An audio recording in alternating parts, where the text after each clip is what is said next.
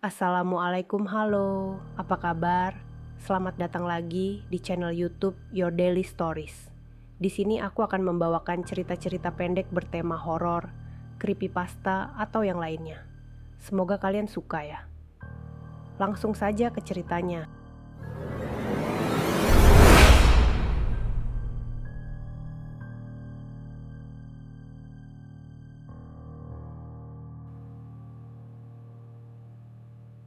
Malam di ruang 313. Aku belum pernah merasa begitu takut dalam hidupku sampai malam itu, ketika aku harus menginap di sebuah rumah sakit tua di pinggiran kota.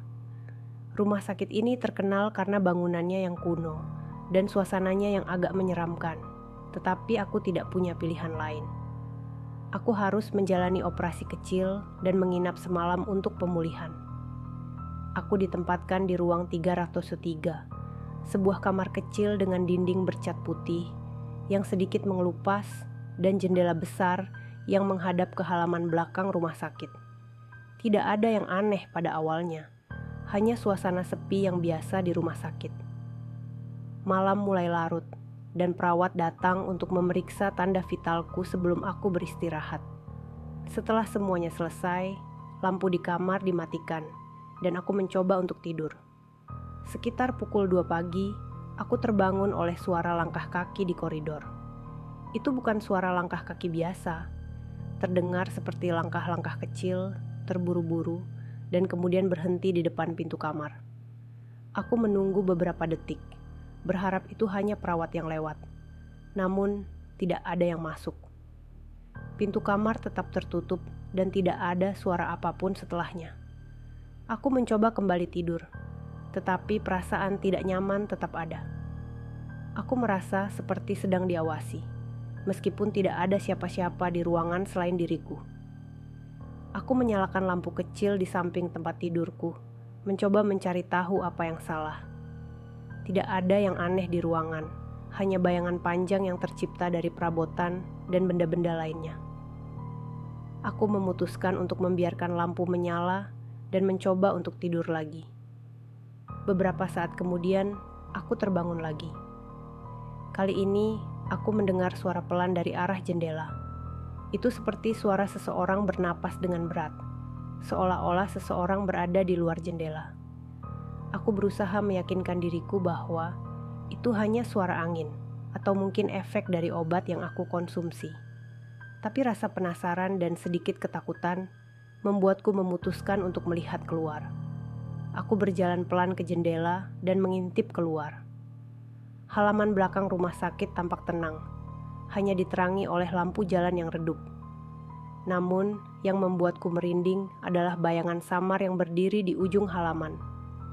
Itu adalah sosok manusia, tetapi tidak jelas apakah itu pria atau wanita. Sosok itu hanya berdiri diam, menghadap ke jendela kamar 303. Aku merasakan jantungku berdebar kencang dan segera menutup tirai, berusaha mengabaikan apa yang baru saja kulihat. Aku kembali ke tempat tidur, mencoba menenangkan diriku. Namun, beberapa menit kemudian, aku mendengar suara ketukan pelan di pintu kamar. Itu bukan ketukan keras, tetapi lebih seperti seseorang mengetuk dengan jari mereka dengan lembut. Aku terdiam, tidak berani menjawab atau membuka pintu. Ketukan itu berlanjut selama beberapa saat, kemudian berhenti. Aku mendengarkan dengan seksama, berharap mendengar langkah kaki menjauh, tetapi tidak ada apa-apa. Keheningan kembali menyelimuti kamar. Merasa sangat tidak nyaman, aku memutuskan untuk memanggil perawat. Aku menekan tombol panggil di samping tempat tidur, dan beberapa menit kemudian, seorang perawat datang. Aku menceritakan apa yang telah terjadi, berharap mendapatkan penjelasan yang rasional. Perawat itu terlihat ragu sejenak, lalu berkata, "Kamar 303 ini dikenal sedikit bermasalah. Beberapa pasien sebelumnya juga melaporkan hal-hal aneh. Tapi jangan khawatir, mungkin hanya imajinasi atau efek dari obat." Meskipun kata-katanya tidak sepenuhnya meyakinkan, aku mencoba untuk tenang. Perawat itu memeriksa ruangan, memastikan semuanya aman, dan kemudian pergi. Aku mencoba untuk tidur lagi, tetapi mataku terus melirik ke arah pintu dan jendela. Saat malam semakin larut, aku merasa seolah-olah ruangan itu semakin dingin. Lampu kecil di samping tempat tidur tiba-tiba mati, dan aku diselimuti kegelapan. Aku mendengar suara langkah kaki di koridor lagi, tetapi kali ini suara itu terdengar di dalam kamar.